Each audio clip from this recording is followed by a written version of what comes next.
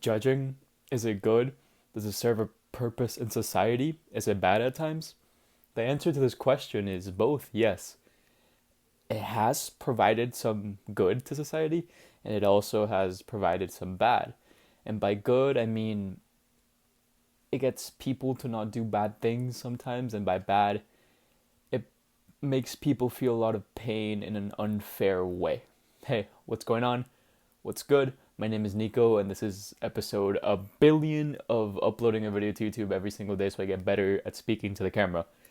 Today's video is based on a story, on a research thingy majiggy, on this research study that I read about in this book called Influence by Robert Cialdini. And I'm just going to tell it to you. Basically, these people, there's two people in the study, and they go into this room, and it's a study on how punishment influences behavior in a way. I'm going to be totally honest, I kind of forgot exactly what it was, but I'll try to explain it the best I can. Basically, there was one person answering questions. They had to memorize something, and every time they got an answer wrong, the other person would shock them. He would send electrical shocks to that person. He or she would send electrical shocks to the other person whenever they got a wrong answer.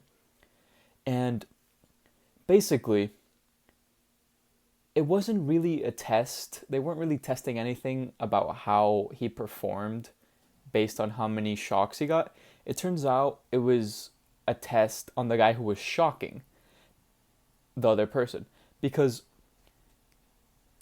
with each shock that he gave the other person with every wrong answer, the power of the shock increased, the voltage increased. So that meant every shock was more painful. And they were testing how far he would go. They were testing if and the other guy, by the way, was an actor, so he wasn't really getting shocked at all. And there came a point in time where the guy who was getting shocked, the actor, was really showing pain. Like, there's no doubt in the person who was shocking's head, he's feeling pain. And they went, every single one of them, okay, not every single one of them, they went past 300 volts, which is really, really painful according to what the book told us. But the key lesson here is, why would they keep going? He kept going because the authority figure, the researcher, told him, yeah, it's fine, just keep going. And so this kind of tells us that we're more likely to do bad things than we realize. We are more capable of doing wrong. It kind of got me thinking about Nazi Germany, and I asked ChatGPT, like, it kind of makes sense. People are very easily programmable. Why do we think we're not capable of doing what the Nazis did under the right circumstances, right? I think it's underrated. I think we're more capable and more likely to be programmed that way. And we're not better than most of them, than the guards. I know this is unpopular, but given the right circumstances, most of us are capable of doing more evil. And by the way, no, everyone in the experiment, all the researchers, they hypothesized that they wouldn't keep shocking them with more pain. But it was surprising that they kept going. Nobody realizes this. Nobody thinks they're capable of this much pain, but we are.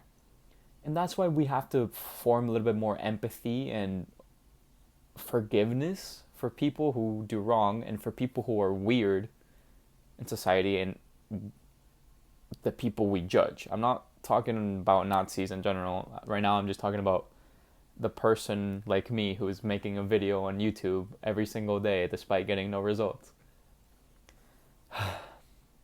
But on the other side of the table, judging prevents bad things from happening. Probably, if we say murder is wrong, more people, since society doesn't accept it, less people are going to murder, and we have to draw lines. We have to draw boundaries into what is acceptable in order to have some type of a functioning society. I think society will always be bad. There will always be flaws in society. I do believe that in a perfect world, which will never happen, there would be almost no judging and be like pure transcendental empathy and redemption and forgiveness. But that's a spiritual, kind of wishy washy belief that I have. But I do believe it. And I also have to bring up the point that because we all are capable of doing things we don't know we would be capable of, and our identity isn't necessarily correct. Our self identity isn't necessarily correct and truthful. We all believe things and do things we don't even consider ourselves capable to do, which is why I want to say that we should also not judge ourselves and shame ourselves. And people have said this before. You treat yourself like you would treat a friend. You wouldn't beat your friend up that badly if he made a mistake, depending on how bad the mistake is. But in general, I think if there's balances to this, there's a perfect balance that we all must find into when we should be tough and strict with ourselves and when we should be a little bit softer and kinder and more empathetic to ourselves. And that's the perfect balance that will lead you to become the best person you can be. Sometimes when you're too comfortable, you got to be a little bit more tough on yourself. But sometimes being too tough on yourself literally makes it harder for you to change, right?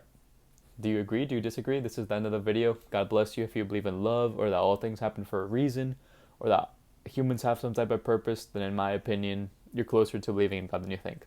And I don't know if I should say in my opinion, because apparently I need to be super convicted and sure of my beliefs in order for you to trust me. But I believe that is technically wrong. But I don't know. The name of the game in YouTube is whack sometimes,